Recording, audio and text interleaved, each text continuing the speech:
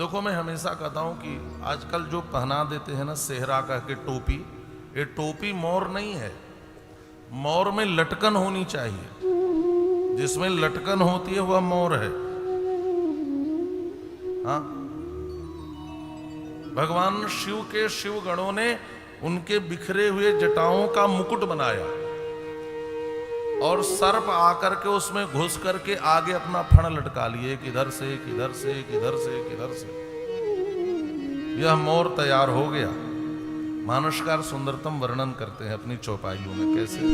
शिव ही शंभु गण कर सिंगार, शिव ही शंभु गण कर सिंगार, शिव ही शंभु गण कर सिंगार, शिव ही शंभु गण कर सिंगार। जटा मुकुट अहि मोर सवारा, जटा मुकुट अहि मोर सवारा, शिव ही शंभु गण करहि सिंगारा, शिव ही शंभु गण करहि सिंगारा, शिव ही शंभु गण करहि सिंगारा, शिव ही शंभु गण करहि सिंगारा। जटा मुकुट अहि मोर सवारा, जटा मुकुट अहि मोर, जटा मुकुट अहि, जटा मुकुट अहि मोर सवारा। शिव ही शंभुगण करहि श्रृंगारा, जटा मुकुट अहि मोर संवारा। सिर पर मोर हो गया। अब भोलेनाथ ने देवताओं से पूछा कि आगे बताओ और क्या चाहिए।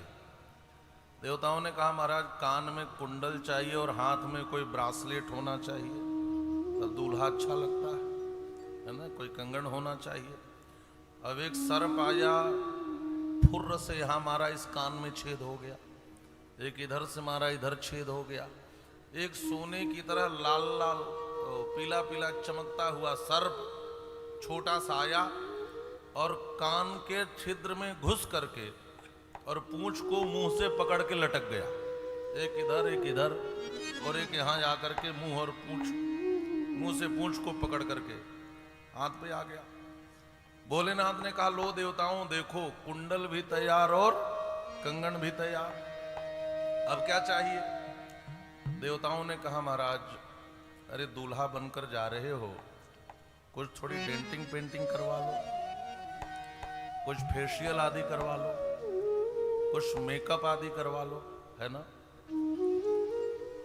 आप मत समझना कि केवल ब्यूटी पार्लर ही होते हैं, मेंस पार्लर भी होते हैं।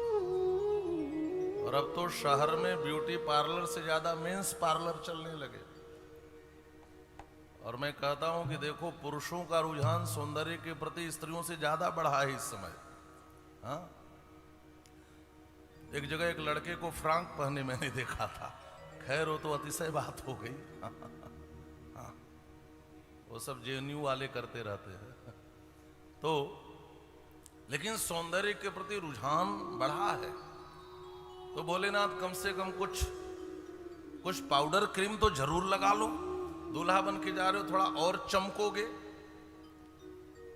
भोलेनाथ ने एक गण से कहा सुनो जाओ, जो भी ताजा ताजा मुर्दा जला हो, है ना, उसकी चिता का भस्म लेकर के आओ।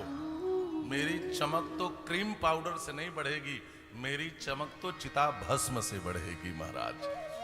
और पूरे शरीर में, हाँ, आज लोग मुंह में पोतते पूरे शरीर में लगा लिया।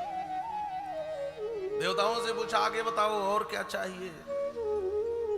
देवताओं ने कहा महाराज मोर हो गया, कुंडल कंगन हो गया, अब शरीर पे आपके पाउडर भी हो गया, अब बढ़िया कोई सूट सिलवाया है आपने।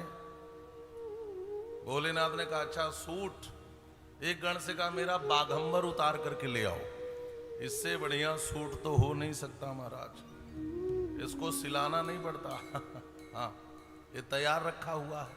तो बाघंबर लपेट करके खड़े हो गए। ऐसा श्रृंगार भोलेनाथ का चल रहा है, मानसकार वर्णन कर रहे हैं।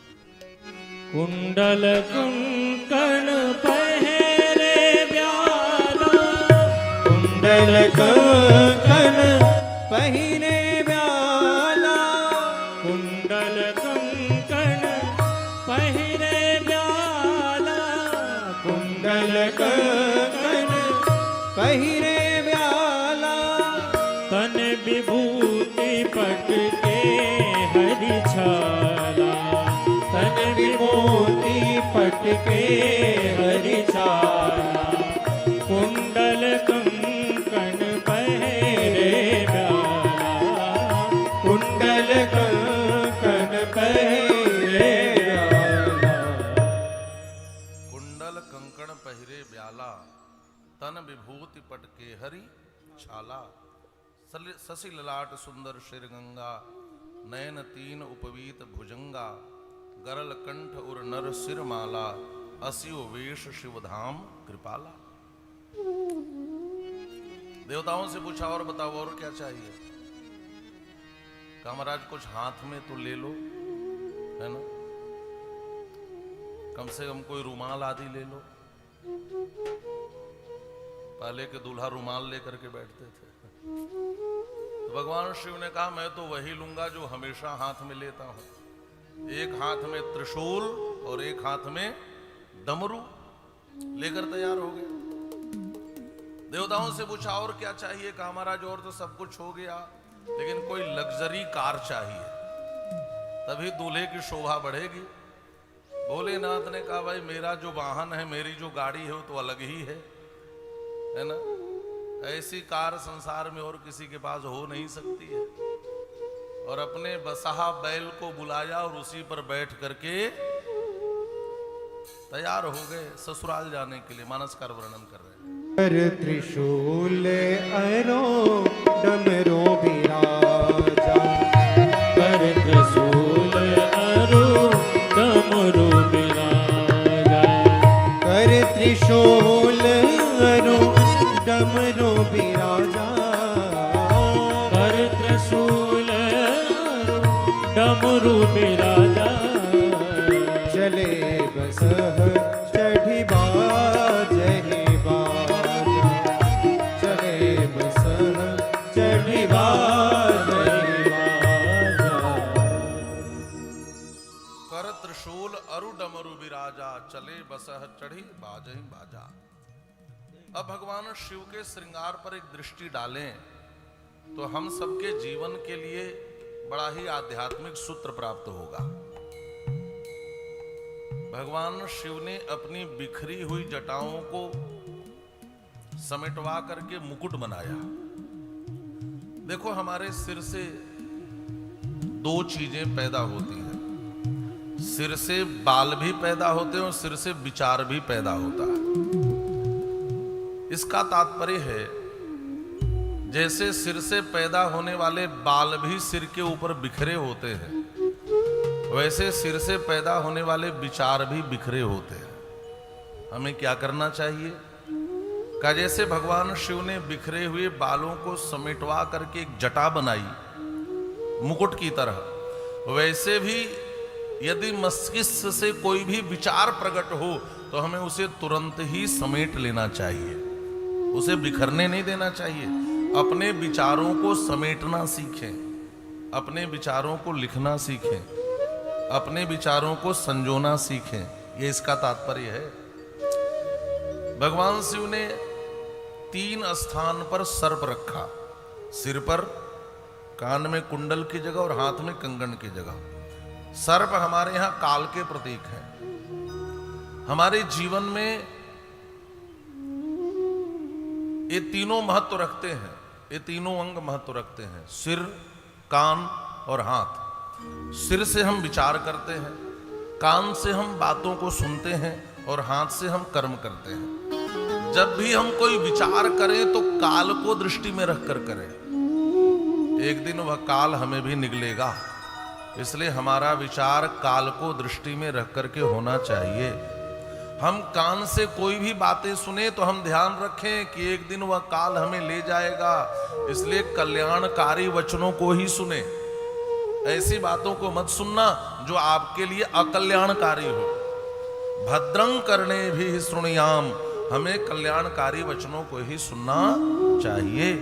और हाथ से जब हम कर्म करने चलें तो यह विचार करके कर्म करें कि हमें वही कर्म करना चाहिए जो हमें काल के गाल से बचाए। हमें सत्कर्म करना चाहिए, इसलिए यहां भी सर्प रखा। फिर का तन विभूति, भगवान शिव ने चिता भस्म लगाया, चिता की राख लगाई। भगवान शिव राख क्यों लगाते हैं चिता की? भगवान शिव कहते हैं कि देखो, इसमें और मुझ में कई समानताएं हैं। पहली समानता तो यह है कि देह इसका भी नष्ट हो गया है और मुझे भी देहाध्यास हो गया है।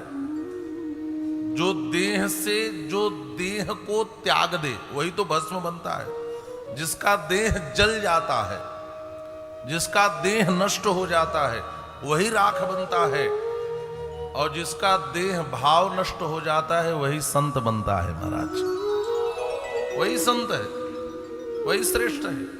जब तक हम देह गेह में बैठे रहें तब तक हम सच्चे अर्थों में संत नहीं हो सकते। तो भगवान शिव कहते हैं कि इसका भी देह जल गया है और यहां भी देह भाव नहीं है। तो पहली समानता। दूसरी समानता का यह भी शमशान में रहता है, मैं भी शमशान में रहता हूं, तो यह मुझे बड़ा प्रिय है, उसको लगाया। और फिर केहरी छाला, केहरी कहते हैं बाघ को, बाघंबर धारण किया। केहरी छाल माने बाघंबर पहना। अच्छा, बाघ भी बड़ा बलवान होता है ना? लोग कहते हैं ना कि वो बाघ है,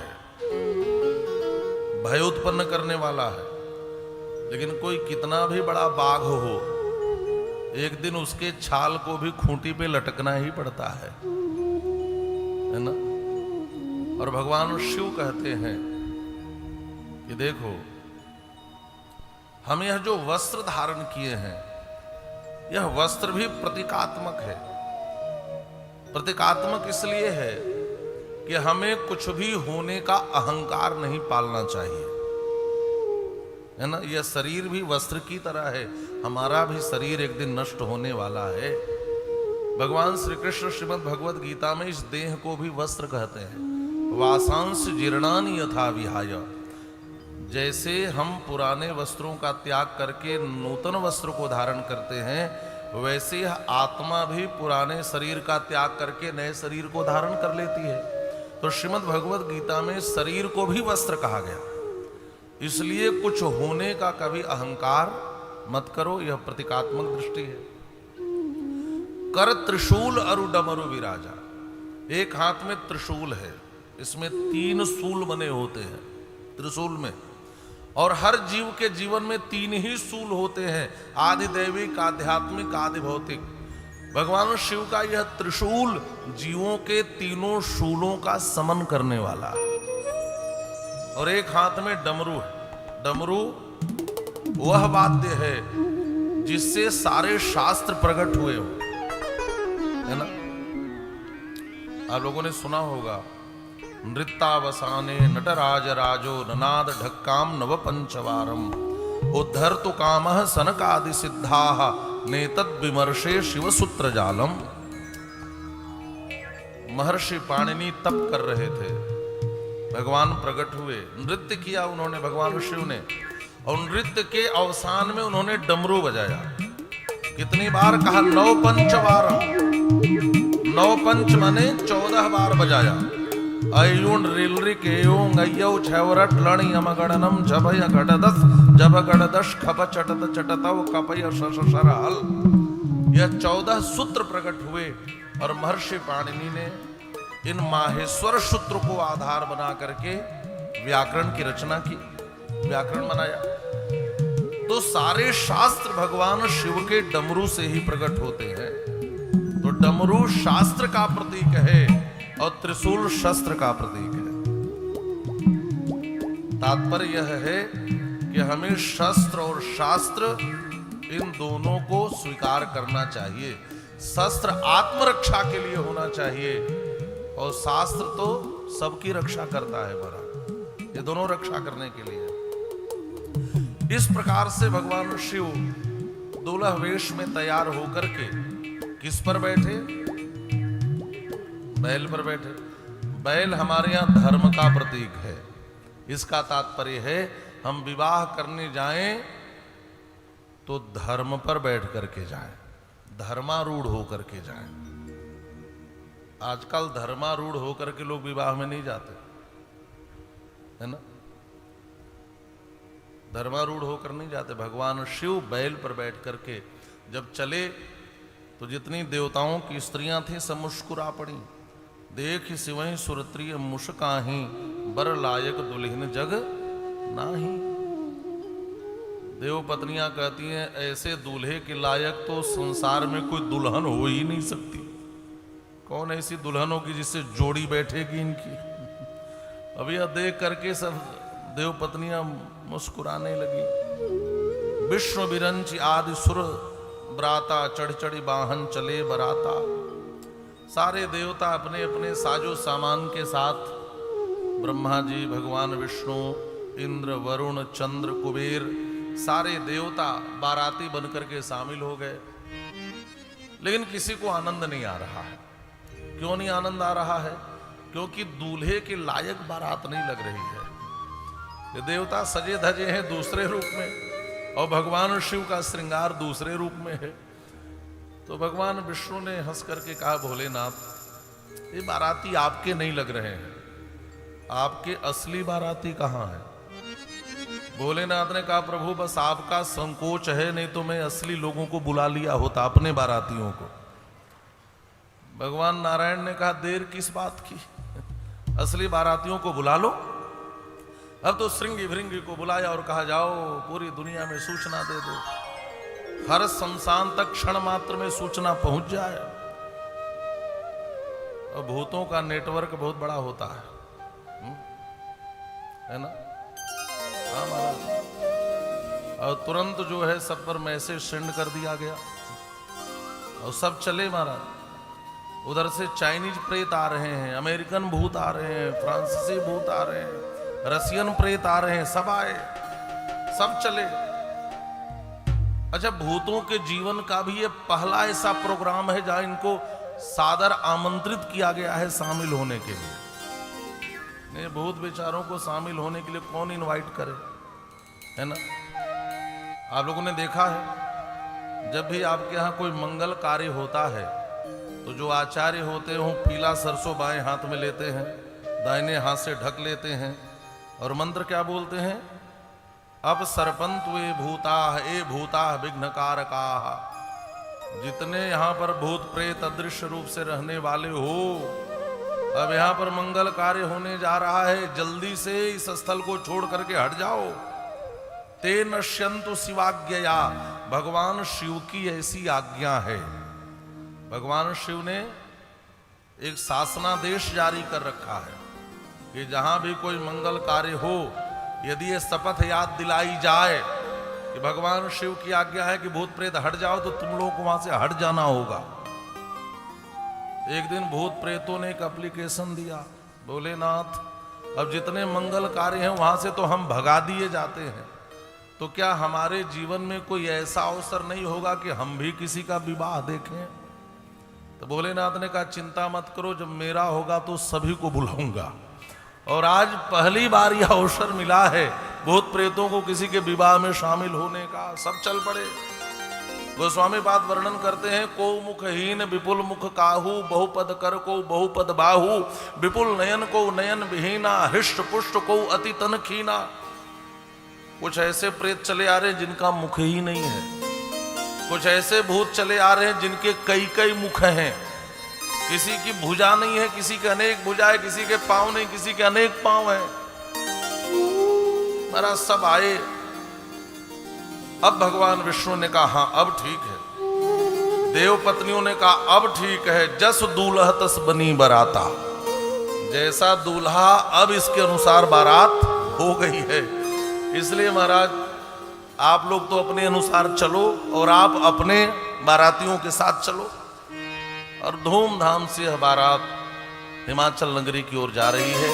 आइए हम लोग भी जरा भोलेनाथ के विवाह में शामिल हो जाएं बड़े भाव से। वो चलनी भोला की बरतिया हिमाचल नगरी, चलनी भोला की बरतिया हिमाचल नगरी, चलनी भोला की बरतिया हिमाचल नगरी, चलली भोला की बरतिया हिमाचल नगरी, हिमाचल नगरी हो हिमाचल नगरी, हिमाचल नगरी ओ हिमाचल नगरी, हो चलनी भोला की बरतिया हिमाचल नगरी, चलनी भोला की बरतिया हिमाचल नगरी।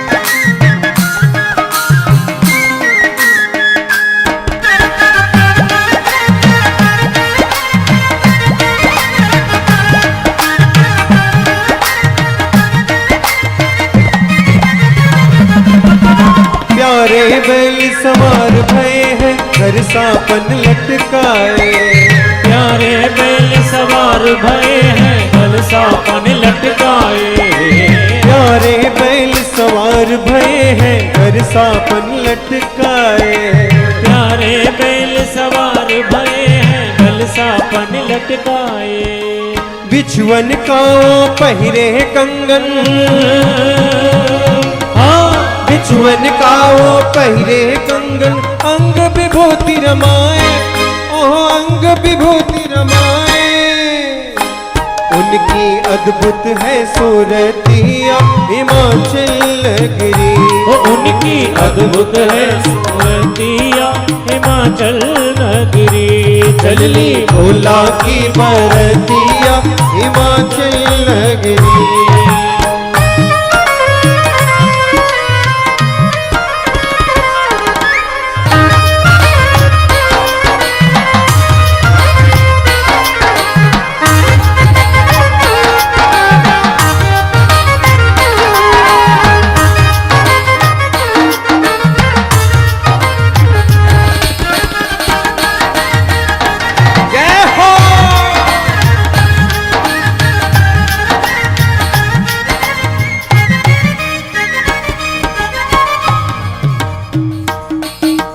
ब्रह्मा विष्णु कुबेर इंद्र सब सज कर चले बराती, ब्रह्मा विष्णु कुबेर इंद्र सब सज कर चले बराती, ब्रह्मा विष्णु कुबेर इंद्र सब सज कर चले बराती, ब्रह्मा विष्णु कुबेर इंद्र सब सज कर चले बराती, भूत प्रेत सब चले साथ में,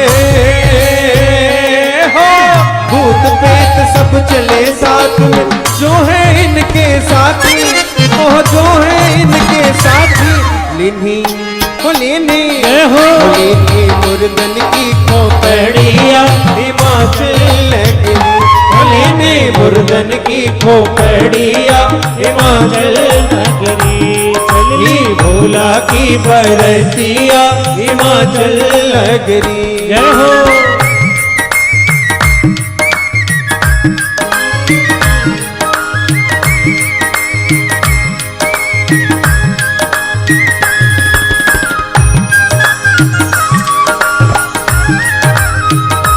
जय हो।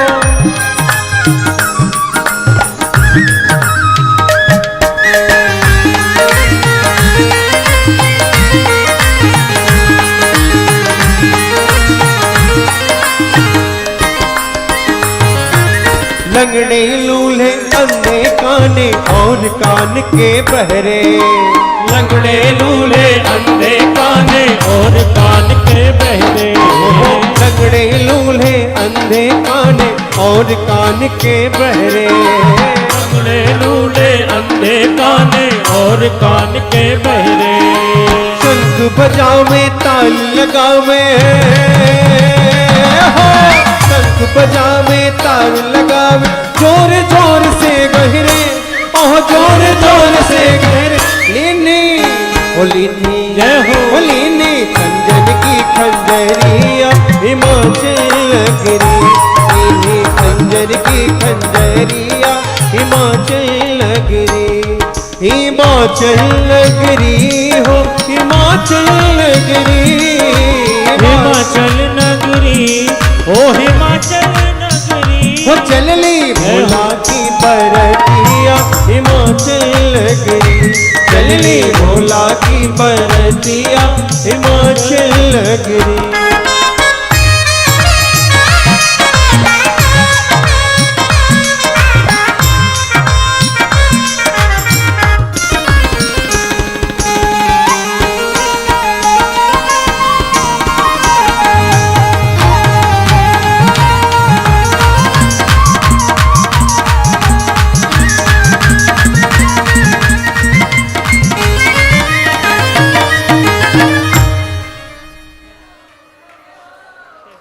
बोलिए भगवान भोलेनाथ की जय। धूमधाम से यह बारात हिमाचल नगरी की ओर जा रही है। हिमाचल नगरी में बहुत तैयारियां हैं। बैठ जाइए मैया, बैठ जाइए। हिमाचल नगरी के लोग बारातियों का स्वागत करने के लिए अपने अपने वाहनों पर बैठ कर के नगर की सीमा तक आए हैं। कोई हाथी पर बैठा, कोई घोड़े पर बैठा, कोई ऊंट पर बैठा, अपनी अपनी सवारी पर बैठ कर के आए। और हिमाचल नगरी के जो छोटे छोटे बच्चे हैं वो भी बारात देखने के लिए दौड़ करके आए हैं। इधर देवर्षि नारद स्वागत करने वालों के साथ खड़े हैं, क्योंकि आने वालों को पहचानने वाले देवर्षि नारद को छोड़कर और कोई है नहीं, ये तो सबको जानते हैं। अब सबसे आगे ब्रह्मा जी आ रहे थे। हिमाचल नगरी के लोगों ने पूछा कि नारद जी क्या यह दूल्हा है? नारद जी ने कहा नहीं, ये तो ब्रह्मा जी हैं, इनका स्वागत करो। उनका स्वागत हुआ। चंद्रदेव आ रहे थे। अरे वाह, कितना सुंदर दूल्हा अपने पार्वती बिटिया के लिए खोजा है, यह दूल्हा है। नारद जी ने कहा नहीं, ये तो सेवक हैं, दूल्हे के सेवक हैं। लोगों ने कहा बाप रे बाप, जिसके सेवक कितने चमकदार हो, कितना सुंदर होगा। फिर सूर्यदेव आए। अरे बाप रे, इनके ऊपर तो आंख ही नहीं टिक रही है, यह दूल्हा? कि नहीं, यह भी सेवक है। अब उनसे भी बड़ी चमक इनकी। स्वागत करो। स्वर्ग का वैभव आया। देवराज इंद्र, यह दूल्हा? कहा नहीं, यह भी सेवक है। अरे बाप रे, जिसके सेवकों का इतना बड़ा वैभव, वह दूल्हा कितना बड़ा होगा, कितना सुंदर होगा। अब इसके बाद कुबेर का स्वागत करवाया, वरुण आए, और अंत में वैकुंठाधिपति भगवान नारायण बाराती बनकर आ रहे हैं। लोगों की आंखें फटी की फटी रह गई। ऐसा लग रहा है जैसे करोड़ों करोड़ों सूर्य इनके मुख से प्रदीप्त हो रहे हो। अकूत वैभव। लोगों ने देखा तो कहा अरे नारद जी, इतना सुंदर दूल्हा। नारद जी ने कहा नहीं, ये तो दूल्हे के मित्र हैं, दूल्हा तो अभी पीछे आ रहा है।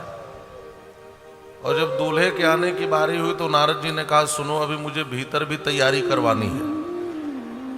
सबसे बड़ी जिम्मेदारी तो मेरी ही है, बाहर भी देखो भीतर भी देखो। तो ऐसा है, अब जो आने वाला है वही दूल्हा है, आप लोग स्वागत करना, मैं तो चल रहा हूं। और नारद जी तो धीरे से निकल लिए, और जैसे ही भूत प्रेतों से सजी हुई भोलेनाथ की असली बारात आई, और उड़ती हुई धूल और नाचते हुए प्रेत दिखे, बिडरी चले वाहन सब भागे। जो वाहन थे उन वाहनों ने अपने अपने सवारी को उलट दिया। हाथी ने हाथी सवार को, घोड़े ने घुड़सवार को, सबको उलट दिया। वो सब पहले तो वाहन भगे, गोस्वामी जी के शब्द हैं, बिडरी चले वाहन सब भागे, हाथी घोड़े ऊंट पहले ये भागे। अच्छा, और भी लोग भागे, खड़ा कौन रहा? का धरी धीरज तह रहे सयाने। सयाने माने कुछ बुद्धिमान लोग, कुछ बड़े लोग, कुछ परिपक्व लोग, वो भी धीरज रख के खड़े हैं, लेकिन कब तक ये धैर्य काम देगा यह अभी तक गारंटी नहीं है, कभी अभी मैदान छोड़ दें। लेकिन भागने वालों में और कौन दिख रहा है? कहा बालक सबले जीव पर आने। और उसके बाद बालक डर के भाग रहे हैं। जब भागते हुए बालकों ने घोषणा कर दी, अब भागते हुए बालकों को देखकर लोगों ने पूछा, अरे क्यों भाग रहे हो? कहा तुम भी भागो। कहा ऐसा क्या देख लिया? अरे दूल्हे को देखा कि नहीं, बारात आ गई। बालकों ने कहा दूल्हा नहीं, पूछो मत। अरे कुछ तो बताओ कैसा है दूल्हा? कहा दूल्हा पागल है। पहला शब्द ये, दूल्हा पागल है। पागल है, प्रमाण क्या है? कहा सबसे बड़ा प्रमाण तो यही है कि बैल पर बैठा हुआ है। इससे बड़ा पागल होने का प्रमाण क्या होगा? मानसकार लिख रहे हैं, अरे बोरा बस असवारा, अरे बोरा बस असवारा, बन बोरा बस असवारा, बन बोरा बस असवारा, ब्याल कपाल बेहोशन छाया, ब्याल कपाल विभूषण सारा, लाल कपाल विभूषण छाया। बालकों ने कहा बर बौराह, बौराह माने पागल। प्रमाण कहा बसह असवारा, बैल पर बैठा है। और ध्यान से सुनेंगे, बालक किसे कहते हैं? जो अज्ञानी होता है। अज्ञानियों ने भगवान भोलेनाथ को पागल कहा, और कारण क्या बताया? क्योंकि बैल पर बैठा है। समाज के जो अज्ञानी लोग हैं वह बैल पर बैठने वाले को, मतलब धर्म पर चलने वाले को पागल ही कहा करते हैं। बात समझ में आ रही है? कोई धर्म कर्म समाज में करने लगे तो जो अज्ञानी है उसको पागल कहते हैं, लेकिन धर्म पर चलने वाले को इससे कोई फर्क नहीं पड़ता। वह धर्म पथ पर चलना कभी छोड़ता नहीं है। एक बात और आप देखेंगे, आज वर्तमान संदर्भ में भगवान शिव का विवाह कई मायनों में समझने के योग्य है। भगवान शिव ने अपने श्रृंगार के लिए कोई अलग से प्रसाधन की सामग्री इन्होंने नहीं मंगवाया, है ना। आज लोग क्या करते हैं? गोस्वामी जी का एक दोहा है कि समय परे कछु और है, समय परे कछु और, तुलसी भांवर के परे नदी सिरावत मोर। समय समय की बात है, जो मोर एक दिन दूल्हे के सिर की शोभा बढ़ाता है, एक दिन लोग उसी को नदी में प्रवाहित कर देते हैं। भगवान शिव ने कहा हम वैसी चीज से अपनी शोभा नहीं बढ़ाएंगे जिसको एक दिन अपने से दूर करना पड़े, छोड़ना पड़े। हम क्यों ना उन्हीं चीजों से अपना श्रृंगार करें जो हमेशा मेरे नित्य के लोग हैं, नित्य के साथी हैं। अलग से कोई चीज की उपस्थापना नहीं की। एक बात और है, भोलेनाथ की जैसी स्थिति थी, भोलेनाथ उसी स्थिति में विवाह करने गए। आजकल लोग क्या करते हैं? स्थिति कितनी भी कमतर हो, लोन लेकर, कर्ज लेकर के दुनिया को दिखाने के लिए कि मुझसे बड़ा खरबपति कोई नहीं है, वो खूब खर्चा करते हैं महाराज, और कुछ समय के लिए अपने को करोड़पति दिखाने के चक्कर में जीवन भर रोडपति बनकर घूमते हैं। भगवान शिव के विवाह में यह बात समझ में आती है कि हम जिस स्थिति में हैं, विवाह के लिए उसी स्थिति में जाएं, दिखावे के लिए कोई कार्य न करें। भगवान शिव ने दिखावे के लिए अलग से कोई व्यवस्था नहीं की। यही है धर्म पर चलना, यही है धर्म पर चलना। और एक बात और है, भगवान शिव संहार के देवता है। संहार का मतलब ये केवल सृष्टि का संहार नहीं करते, ये बनी बनाई समाज की गलत परंपराओं का भी संहार करते हैं। कुछ परंपराएं चली आ रही हैं जो समाज के लिए गलत हैं और हम उसको ढोते जा रहे हैं। उसमें से एक यह भी है कि विवाह में अनावश्यक खर्च करना, तो इन चीजों पर वह एक प्रहार करते हैं, उसका संहार करते। यह है धर्म पथ पर चलना। और बस बात वही है कि धर्म पर चलने वाले को दुनिया पागल कहती है। दुनिया में भी जो अज्ञानी है, जो बालक है, वो पागल कहते हैं।